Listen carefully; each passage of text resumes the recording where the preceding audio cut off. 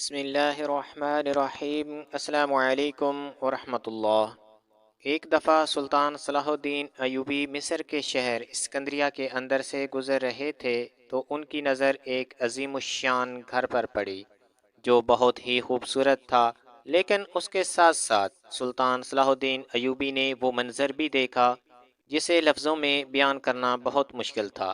وہاں پر امیر ترین تاجر موجود تھے۔ سلطان صلاح الدین ایوبی نے پہلے محسوس کیا شاید یہ عظیم الشان گھر کسی امیر تاجر کا ہوگا، یہ باقی چھوٹے چھوٹے تاجر ہوں گے۔ سلطان صلاح الدین ایوبی نے علی بن سفیان کو کہا، جاؤ معلوم کر کے آؤ یہاں پر کیا چل رہا ہے۔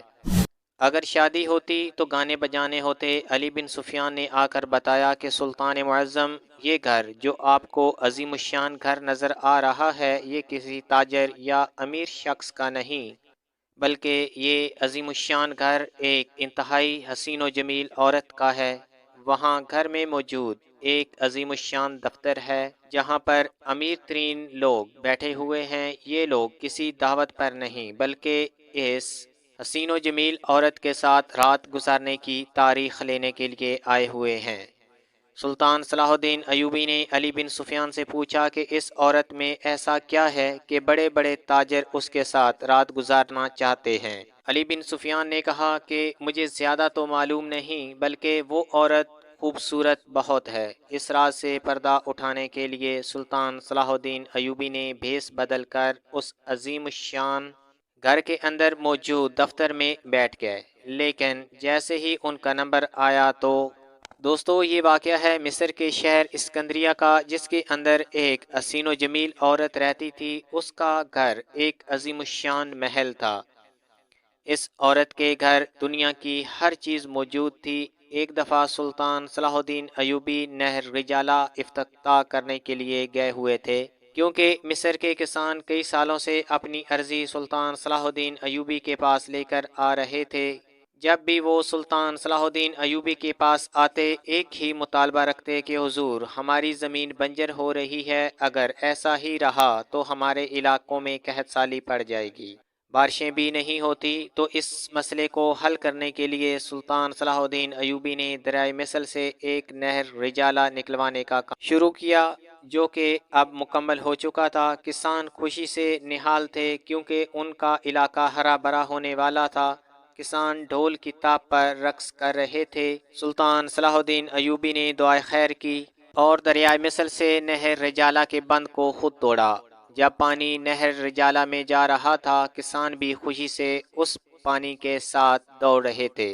اس نہر کا افتتاح کر کے سلطان صلاح الدین ایوبی کا گزر شہر کے اندر سے ہوا۔ شہر دن بدن ترقی کر رہا تھا، نئی نئی دکانیں اور گھر بن رہے تھے۔ سلطان صلاح الدین ایوبی جب شہر کے درمیان میں پہنچے تو انہوں نے دیکھا کہ ایک عظیم الشان گھر ہے، اس کے اندر سے بڑے بڑے تاجر آ رہے ہیں۔ پہلے سلطان صلاح الدین ایوبی نے سوچا کہ ہو سکتا ہے کوئی شادی ہو، لیکن انہیں کچھ ایسا محسوس ہوا کہ یہاں پر کچھ غلط ہو رہا ہے۔ ایسا عظیم الشان گھر تو بادشاہوں کے بھی نہیں ہوتے۔ سلطان صلاح الدین ایوبی نے علی بن سفیان کو کہا کہ اندر جا کر دیکھو یہاں پر کیا چل رہا ہے۔ علی بن سفیان اس عظیم الشان گھر کے اندر گئے تو ان کی آنکھیں کھلی کی کھلی رہ گئیں، کیونکہ اس گھر کے اندر ایک عظیم الشان دفتر تھا۔ اس کے اندر اس علاقے کے بڑے بڑے تاجر اور امیر لوگ بیٹھے ہوئے تھے۔ ایک آدمی دفتر سے باہر نکلا تو علی بن سفیان نے کہا کہ یہاں پر کیا ہوتا ہے؟ اس نے کہا کہ یہاں پر بہت ہی خوبصورت حسین و جمیل عورت رہتی ہے۔ یہ جتنے بھی لوگ یہاں پر بیٹھے ہیں یہ اس حسین و جمیل عورت کے ساتھ رات گزارنے کا وقت لے رہے ہیں۔ علی بن سفیان نے اس آدمی سے مزید پوچھا کہ یہاں پر کوئی مڈل کلاس آدمی نہیں آتا؟ اس نے جواب دیا کہ نہیں، یہاں پر تو ہزاروں سونے کے سکے دینے پڑتے ہیں۔ اس عورت نے اندر ایک خصوصی شراب خانہ بنایا ہوا ہے جس میں دنیا کی ہر قسم کی شراب مہیا ہوتی ہے۔ اس گھر کے اندر کلب بنا ہوا ہے جس میں صرف 18 سال کی حسین و جمیل لڑکیاں رقص کرتی ہیں۔ رقص کرنے والی لڑکیاں صرف 18 سے 20 سال کی ہوتی ہیں۔ جو لڑکی اس عمر سے تجاوز کر جاتی ہے اسے یہ عورت بڑے اعزاز کے ساتھ رخصت کرتی ہے۔ اس عورت کا طریقہ کار یہ ہے کہ جس شخص کی باری ہوتی ہے وہ شخص غروب آفتاب کے بعد اس عظیم الشان گھر میں پہنچ جاتا ہے۔ اس عورت کا اصول ہے کہ جو شخص ایک دفعہ یہاں رات گزار لیتا ہے اس کو دوبارہ یہاں آنے کی اجازت نہیں ہوتی۔ اس حسین و جمیل عورت نے قانون بنایا ہوا ہے کہ جو شخص دوسری مرتبہ آیا اس کی شناخت ہو گئی تو اسے قتل کر دیا جائے گا۔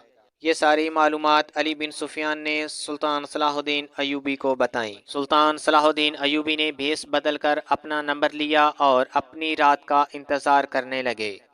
جس رات سلطان صلاح الدین ایوبی کی باری تھی اس رات سلطان صلاح الدین ایوبی پورے منصوبے کے ساتھ آئے۔ جب اندر دیکھا تو سلطان صلاح الدین ایوبی غصے سے لال ہو گئے کہ ہمارے ہوتے ہوئے یہاں پر ایسے کام چل رہے ہیں۔ آخر وہ اندر جا کر اس حسین و جمیل عورت کے ساتھ ملے۔ اس عورت سے ملنے سے پہلے اس عظیم الشان گھر کے باہر محافظ کھڑے تھے جنہوں نے سلطان صلاح الدین ایوبی سے تلوار لے لی۔ اس چیز کا سلطان صلاح الدین ایوبی کو پہلے سے ہی معلوم تھا۔ انہوں نے ایک چھوٹا خنجر اپنی ٹوپی کے اندر چھپایا ہوا تھا۔ اس خنجر کو نکال کر سلطان صلاح الدین ایوبی نے اس حسین و جمیل عورت کی گردن پر رکھ کر اسے باہر لے آئے۔ علی بن سفیان اپنے سپاہیوں کے ساتھ باہر انتظار کر رہے تھے۔ سلطان صلاح الدین ایوبی نے اس عورت کو کہا کہ یہ کام چھوڑ دو۔ اس نے انکار کر دیا۔